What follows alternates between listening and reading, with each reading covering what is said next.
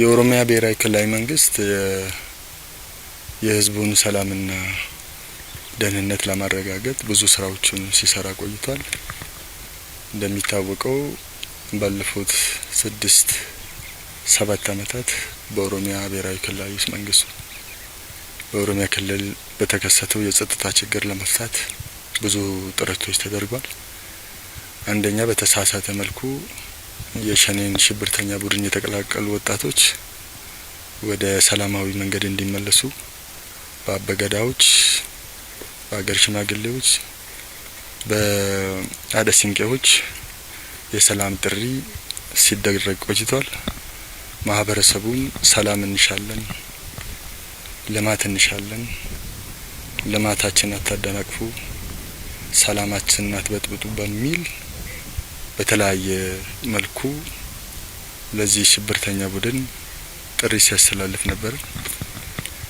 ጥሪውን ተከትሎ በሺዎች የሚቆጠሩ ወጣቶች ወደ ሰላማዊ መንገድ ተመልሰዋል። በዚህም የክልላችን ሰላም ወደ ተረጋጋ ሁኔታ ተሸጋግሮ ልማቱም ሳይደናቀፍ እየተሰራ ይገኛል።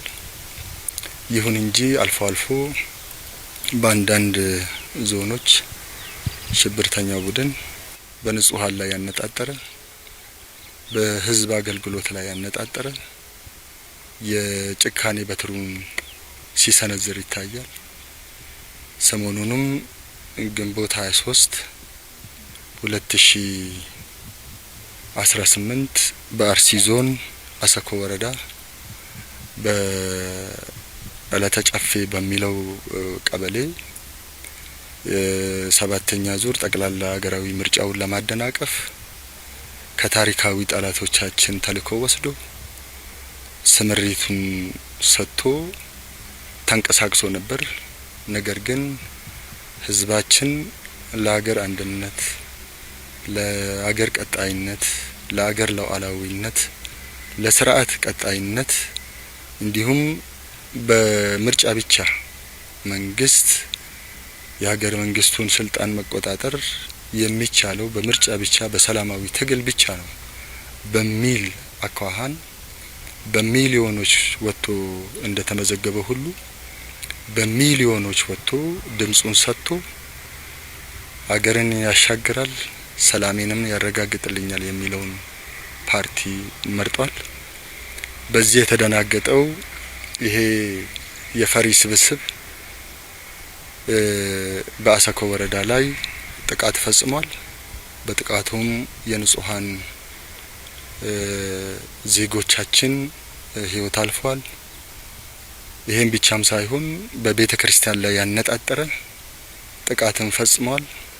ይሄ ከአሸባሪው ቡድን ባህሪ የሚመነጭ ነው። በህዝብ አገልግሎት ላይ በጤና ተቋማት ላይ ጥቃት ፈጽሟል።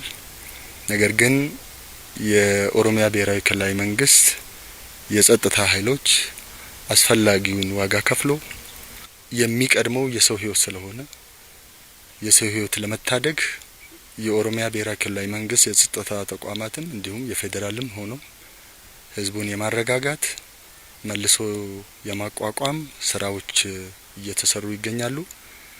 እንግዲህ ይሄ የሽብር ቡድኑ ዋና አላማ አንደኛው ቀደም እንደጠቀስኩት ምርጫውን ለማደናቀፍ ከታሪካዊ ጠላቶቻችን ተልዕኮ የወሰደ እንደመሆኑ መጠን ያ አልሳካ ሲል የጭካኔ በትሩን በንጹሃን ላይ አሳርፏል። አላማው የብሔርና የሃይማኖት ግጭት አስነስቶ ማህበረሰቡ አንድነቱን ጠብቆ አብሮ የኖረውን እሴቱን ለመሸርሸር የእርስ በርስ ጦርነትን ለመቀስቀስ አስቦ ነበር ሲንቀሳቀስ የነበረው። ነገር ግን አብሮ የኖረ ሙስሊሙም ክርስቲያኑም አማራውም ኦሮሞውም በጋራ የሚኖሩበት አካባቢም ስለሆነ ህዝቡ ሳይለያይ ሳይከፋፈል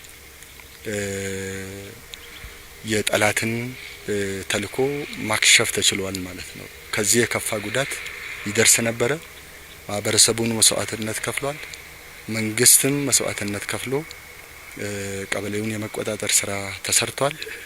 አሁንም ዳግም ጥቃት እንዳይፈጸም ማህበረሰቡ ከመንግስት ጋር ተቀናጅቶ መረጃዎችን የመስጠት ከመንግስት ጋር ሆኖ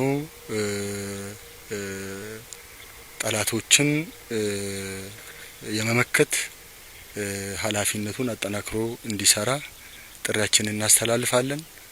እንግዲህ የኦሮሚያ የጸጥታ ተቋማት የኦሮሚያ ብሔራዊ ክልላዊ መንግስት ከቤተ ንብረታቸው የተፈናቀሉ ማህበረሰብን ወደ ቤታቸው ለመመለስ እየተሰራ ይገኛል። የወደሙ ተቋማትን መልሶ ለመገንባት ህዝባችንን መንግስቱም ህዝቡንም አስተባብሮ ወደ ስራ እየገባ ያለበት ሁኔታ ነው ያለው። አንዳንድ የፖለቲካ ኃይሎች ግን የሽብርተኛውን ቡድን ጥቃት ማውገዝ ሲገባቸው በሁሉም ሊወገዝ የሚገባ የጭካኔ ተግባር ስለሆነ ሁሉም ያለ ብሔር ያለ ሃይማኖት ልዩነት ሊያወግዝ የሚገባ ተግባር ስለሆነ ይሄኛውን ሽብርተኛ ቡድን በፈጸመው ድርጊት የፖለቲካ ትርፍ ለማግኘት የሚንቀሳቀሱ ኃይሎች ወደ ህሊናቸው እንዲመለሱና በተገደሉት ንጹሃን በተደረገው ድርጊት አውግዘን መሰል ጥቃቶችም እንዳይካሄዱ